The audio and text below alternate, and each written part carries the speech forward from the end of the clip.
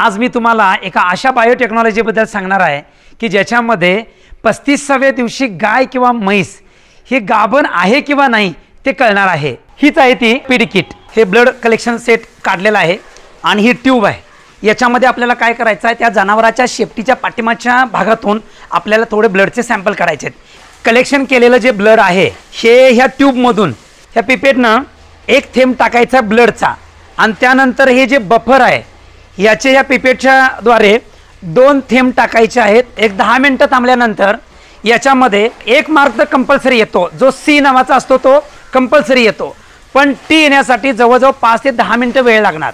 तर 10 मिनिटांमध्ये जर डबल मार्क आला तर तुमची गाय पॉझिटिव्ह आहे आणि जर फेंट आला तरी पॉझिटिव्ह आहे, आलाच नाही तर 100% ते जनावर गाभ नाही। तर अशा पद्धतीचं ही टेस्टची प्रोसेसर आहे।